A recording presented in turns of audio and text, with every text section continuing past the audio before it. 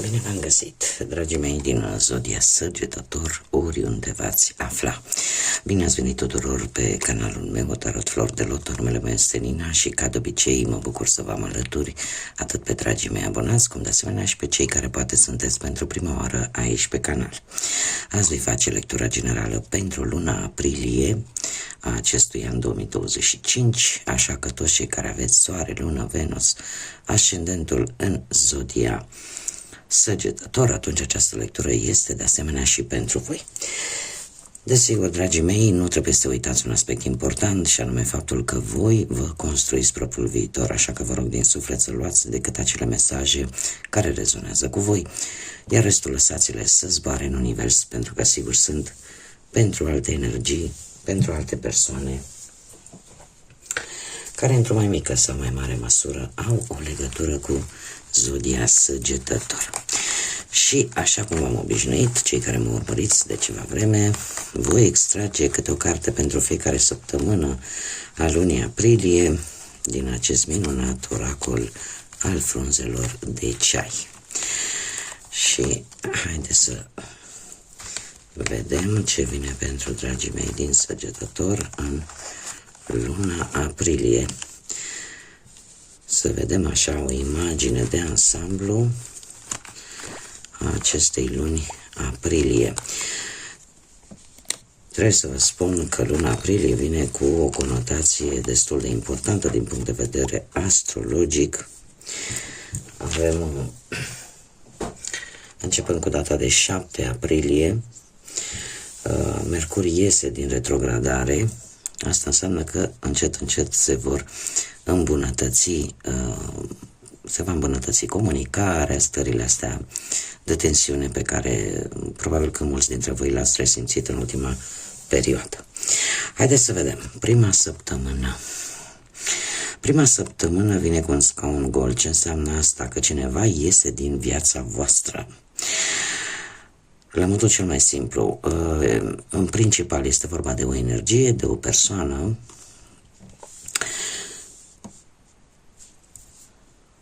dar ar putea, cred eu, foarte bine să fie și o situație care, într-un fel sau altul, își găsește o rezolvare și atunci automat iese din centrul vostru de atenție, dar în principal este vorba de o persoană. A doua săptămână vorbește de un om în vârstă, de o persoană în vârstă, o relație, o interacțiune cu cineva mai în vârstă. Un personaj în vârstă care va avea o importanță pentru voi. Avem buzduganul în a treia săptămână din aprilie. Se pare că cineva va încerca să te manipuleze, cineva va încerca cumva să lupte împotriva voinței voastre, să faceți o acțiune, să faceți ceva împotriva voinței voastre.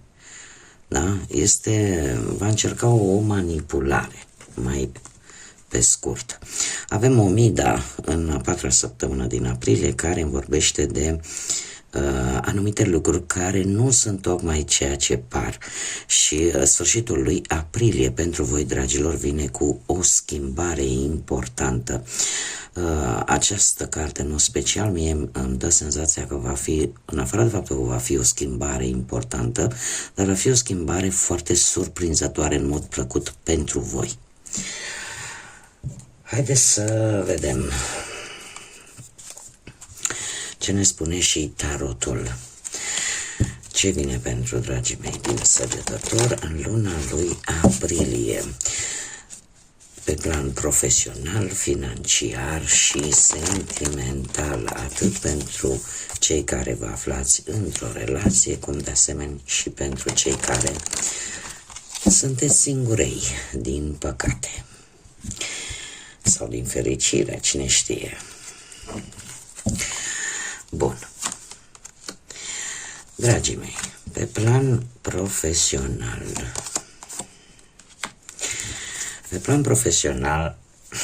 lucrurile cu ceva timp în urmă aș spune că au decurs într-o manieră destul de bună pentru voi, sunteți destul de importanți, faceți o muncă destul de importantă acolo unde vă desfășurați activitatea, oamenii au încredere în voi și se pare că pentru unii care erați în căutarea unui job e posibil să fi fost deja anunțați că aveți șansa unui job destul de satisfăcător.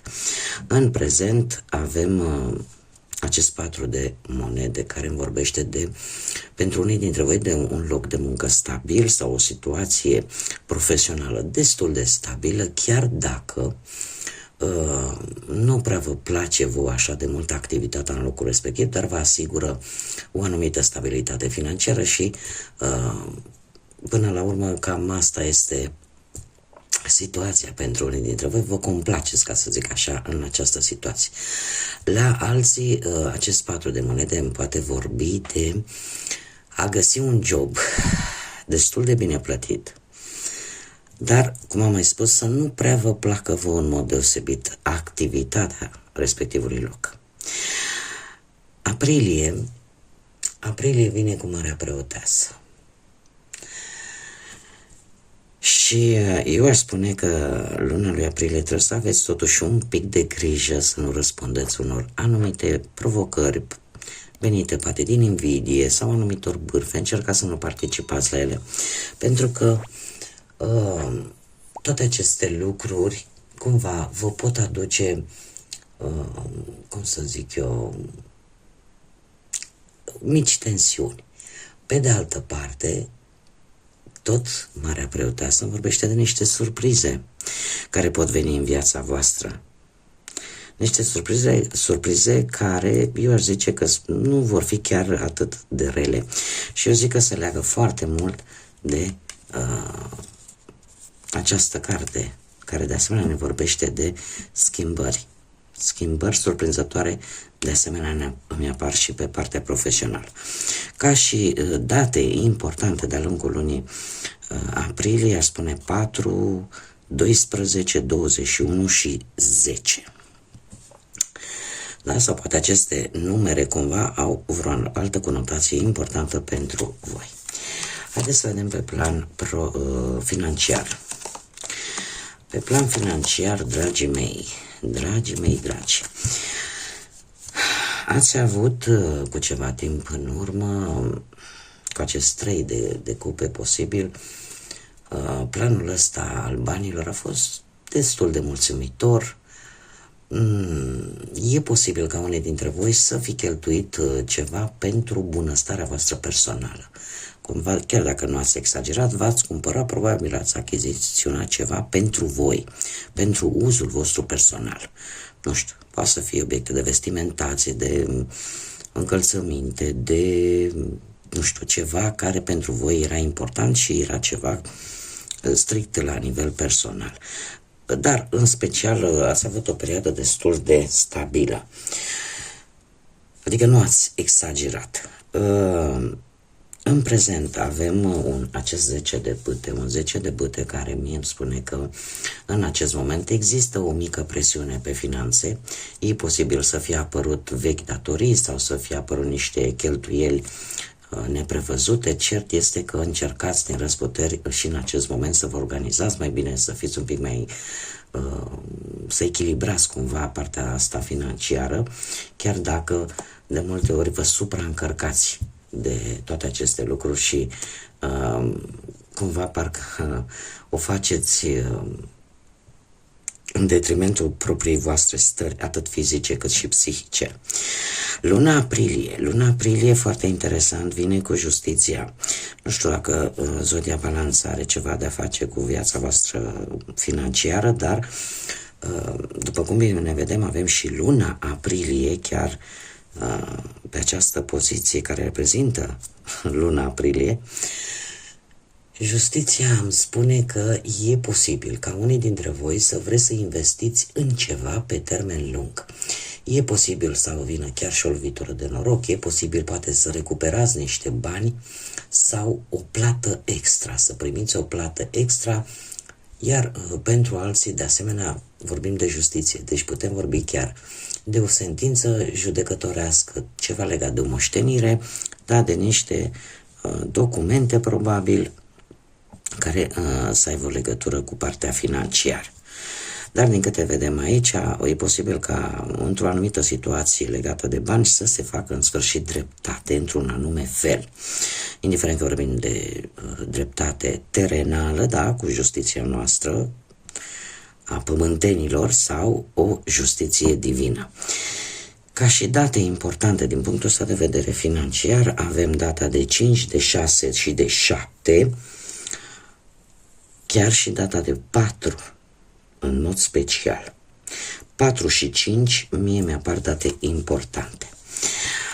Haideți să vedem, mergem mai departe. Partea sentimentală și începem mai întâi pentru cei care sunteți deja într-o pereche.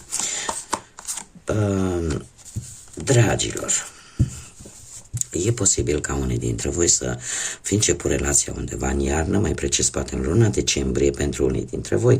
Cert este că ați avut momente de fericire, momente de optimism, de, cum să zic eu, de foarte multă iubire, de pasiune și chiar dacă poate ați avut ceva dificultăți, ele pur și simplu s-au dispersat și tind să cred că unii dintre voi, nu știu dacă zodia Leu sau zodiile de pământ, Taur, Fecioară sau Capricorn, vă spun ceva din punctul ăsta de vedere sentimental, dar ați avut o perioadă în care a existat dragoste, a existat pasiune, a existat atracție. E posibil ca unii dintre voi să aveți o pereche cu un caracter destul de puternic și dar are foarte multă dragoste vis-a-vis de voi. În prezent, cu această regină de monede, aș spune că e un timp bun, sunteți într-o fază în care simțiți nevoia poate să vă distrați mai mult, să ieșiți mai mult cu perechea voastră. Unii dintre voi chiar e posibil să fi planificat deja și poate vreo nuntă, de ce nu? Trebuie să vă spun că aprilie pentru voi e ca un nou început. De ce? Pentru că cumva cu acești 7 de monede, chiar dacă posibil să apară anumite probleme în relația voastră, în sensul de, nu știu, probleme minore, nu neapărat ceva foarte grav, poate mici neînțelegeri, ele se vor rezolva. Da, ele se vor rezolva. E posibil ca unii dintre voi să nu prea vă plac așa, să pierdeți timpul.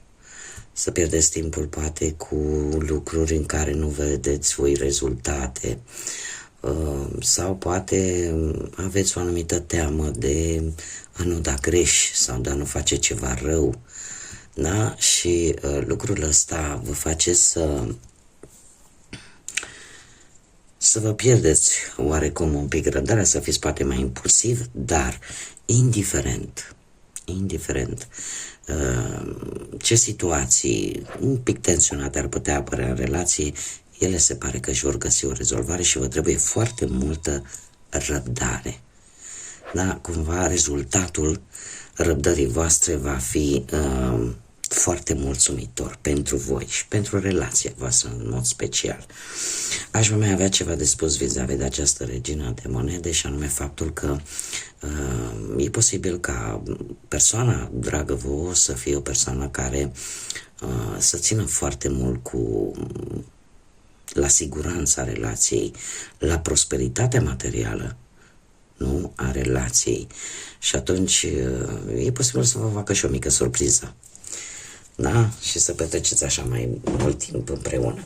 Ca și date importante pentru voi, dragilor, avem data de 12, de 21 și de 15. Mergem mai departe și haideți să vedem cei care sunteți singuri. Singur poate în urma văduviei, singur poate în urma unui divorț sau unei separări, sau pur și simplu nu v-ați găsit jumătatea. Ați traversat o perioadă destul de spirituală, aș spune. Din nou se repetă o zodie de pământ, zodia Taur, poate vă spune ceva. Dragilor, poate că unii dintre voi ați avut parte de un început cu ceva timp în urmă, un început de relație cu niște baze foarte tradiționale, foarte solide. Dar ceva s-a întâmplat și asta s-a întâmplat de curând. Nu știu, îmi dă senzația că ori voi, ori persoana respectivă avea niște principii din care efectiv nu vrea să iasă sub nicio formă. Este adevărat, principii foarte tradiționale care într-un fel sau altul se cam bat cap în cap cu felul vostru de a fi. Săgetătorul ca și energie, ca și zodie la modul general, mare atenție, este supranumit aventurierul zodiacului, dar nu pentru că i-ar place să umble din floare în floare, indiferent că vorbim de bărbați sau de femei, ci pur și simplu pentru că sunteți foarte curioși, aveți o sete foarte mare de cunoaștere, de aventură, de a vedea lucruri noi, de a descoperi lucruri noi, care la un moment dat se bate cap în cap cu această energie care este un pic mai fixă. Da? Și atunci lucrul ăsta se pare că a cauzat o schimbare bruscă, ceva s-a întâmplat. Pentru că avem turnul și se pare că poate din păcate sau din fericire, asta rămâne la atitudinea voastră, să descoperiți de-a lungul timpului dacă e bine sau nu, dar de obicei turnul când apare pentru că ceva nu este construit pe o bază solidă. Este ca un semnal pe care Universul, Divinitatea ne-l dă pentru a ne trage de mânecă și a ne spune, știi,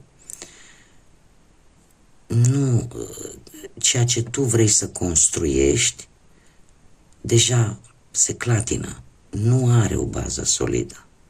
Ceva s-a întâmplat, asta este clar. Poate chiar în acest moment în care urmăriți această lectură, ceva s-a întâmplat cu turnul, ceva negativ, ceva care pe voi, chiar și în luna lui aprilie, vă va pune în dilemă.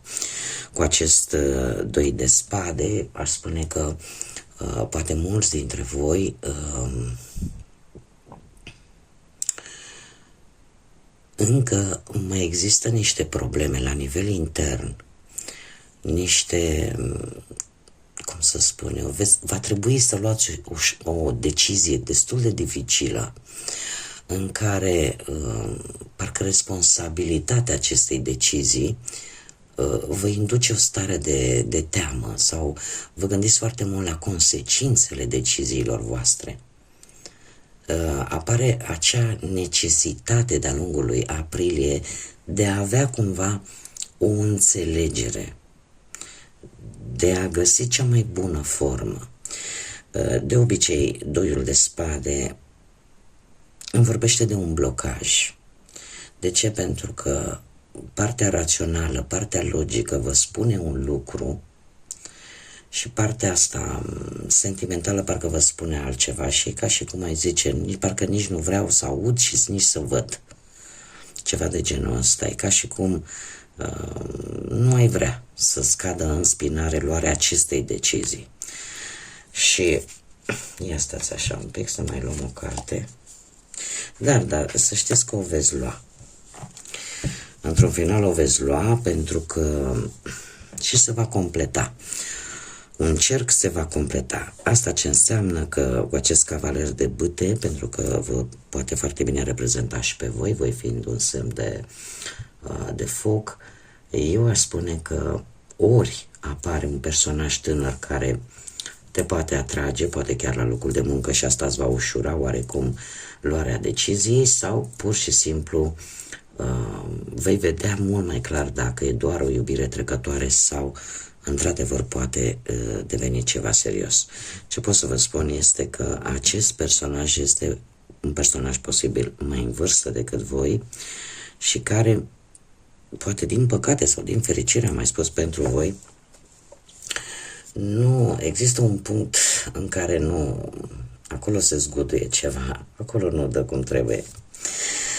Ca și zile importante pentru voi, dragii mei, avem data de 5, data de 9, 24 și 4 și 7, care e posibil să aibă o conotație importantă. Acum, haideți să vedem ce inițiale de nume, prenume, pseudonim sau porecle de persoane cu care voi veți interacționa sau care vor avea o anumită importanță de-a lungul lui aprilie pentru voi. Și haideți să vedem.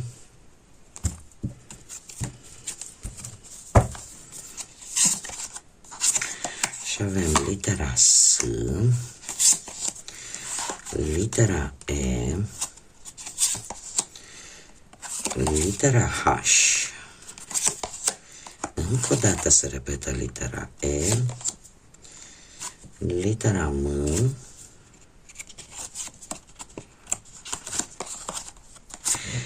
litera G, litera P și litera Z. În afară de zodiile pe care tocmai vi le-am enunțat de-a lungul lecturii, avem zodii de aer, Gemeni, Balanță, Vărsător, care ar zice că predomină, și zodii de apă, Rac, Pești sau Scorpion. Bun, haideți să vedem ce ne spun zarurile astrologice. Ce mesaj aveți pentru dragii mei din zodia Săgetător pentru luna aprilie? Dragilor, avem casa a 6-a, zodia Taur și aici, să vedem, avem pe Venus. Dragii mei, casa 6. Casa 6 vorbește de muncă. De muncă, de sănătate, de forma voastră fizică, de poate de o anumită preocupare față de un anumit lucru sau de o anumită situație. Cum de asemenea vorbește de sentimentul datoriei. Faptul că avem pe Venus în casa 6-a, Venus la rândul său vorbește de iubire, de plăcere, de ceea ce tu îți dorești pentru ca tu să te simți bine. Și se pare că chiar dacă simțiți acea nevoie, poate de iubire pentru mulți dintre voi, totuși parcă datoria, da, simțul datoriei cumva va prima. Iar zodia Taur vorbește foarte mult de realitatea terenală. Veți fi foarte bine ancorați în ceea ce privește viața voastră profesională, în ceea ce privește forma voastră fizică, de ce nu? Veți fi mult mai atenți, poate, la cum arătați, ca la aspectul vostru fizic, sau poate veți fi mult mai atenți, poate, la sănătatea voastră în luna lui aprilie. Și eu aș mai spune că, cum apare și Venus, pe partea asta a muncii, veți avea parte de recompense și de reușite. E posibil ca luna lui aprilie pentru mulți dintre voi, pe plan profesional și nu numai, da, în tot ceea ce reprezintă casa 6, cum am și enumerat mai devreme, se activează niște dorințe ale voastre. De asemenea, cumva veți avea acea tendință poate de a mânca mai sănătos, de a, cum să spun, de a fi poate mai pacifiști, de a progresa, de a vrea să progresați, chiar dacă lucrul ăsta va fi unul mai lent, dar voi știți sigur că va fi un progres sigur.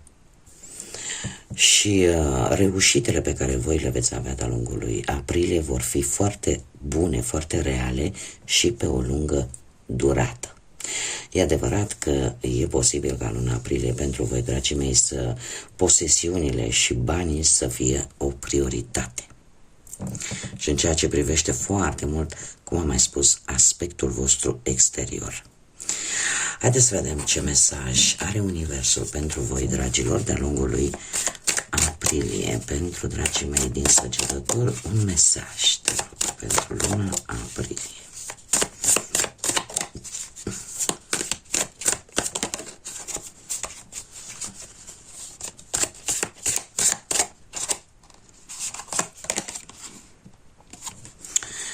Haideți să vedem ce ne spune acest mesaj pentru voi. Fiecare situație din viață este temporară, deci viața este bună. Asigură-te că, cum să spun eu, că te bucuri și primești așa, asigură-te că te vei bucura și vei primi ceea ce viața îți oferă din plin. Atunci când viața nu este atât de bună sau devine un pic mai grea, adu-ți aminte că nu va dura o veșnicie și că zile bune sunt pe drum. Deci pur și simplu ți se readuce aminte faptul că nimic nu este permanent. Indiferent că vorbim de situații pozitive, situații negative, ele sunt ciclice. Da? Și lucrul ăsta chiar nu numai voi, e valabil pentru noi toți, să știm toate aceste lucruri. Nimic nu durează o veșnicie, nici părțile pozitive, cum de asemenea nici cele negative. Dar se pare că la voi zile bune, soare pe strada voastră vor veni. Bun, dragii mei, cam atât am avut de spus pentru voi, pentru luna aprilie. Vreau să vă mai dau niște mici informații. Avem pe 13 aprilie o prima lună plină din aprilie, o lună plină supranumită în emisfera noastră nordică a europenilor, luna oului. În partea sudică a planetei se numește și luna roz, datorită unei culori ușor rozalii. Dar care este importanța acestei luni și de ce țin să vă precizez acest lucru? Este o lună pe care foarte bine o putem compara cu această umidă. Este vorba de gestație, este o lună care precede de regulă Sfintele Sărbători Pascale, care anul acesta se vor celebra atât de către Biserica Catolică cât și de Biserica Ortodoxă în același timp, în aceeași perioadă. Cert este că este o lună plină care ne vorbește de gestație, de ceea ce voi veți începe să faceți. Trebuie să vă înhămați, ca să zic așa, cu răbdare, pentru că trebuie să parcurgă un anumit ciclu, trebuie să parcurgă acea perioadă de a gesta până când, dacă ne imaginăm un ou, până iese puișorul din el, îi trebuie o perioadă, gestațională ca să poată să iasă produsul finit, să iasă puișorul. Și la noi la fel. E adevărat un pic metaforic, dar ceea ce voi vă veți dori, mai ales când va avea loc această lună plină pe 13 aprilie, va veni, va ajunge la voi, dar desigur va trebui să-și facă timpul divin treaba, da? Nu va veni brusc, va trebui să fiți înhămați și cu un pic de răbdare. De asemenea, faptul că ne aflăm în luna lui aprilie, cum am mai spus, vin Sfintele Sărbători Pascale. Eu vă doresc ca aceste sărbători, indiferent unde vă aflați, să vă aducă acea liniște și pace în suflete, să vă lumineze atât sufletul cât și mintea și să vă aducă ceea ce voi vă doriți, ceea ce pe voi vă face să vă simțiți bine. Până data viitoare, când ne vom reîntâlni la o nouă lectură, eu vă doresc tot binele din lume și, desigur, să fiți iubiți, dragilor.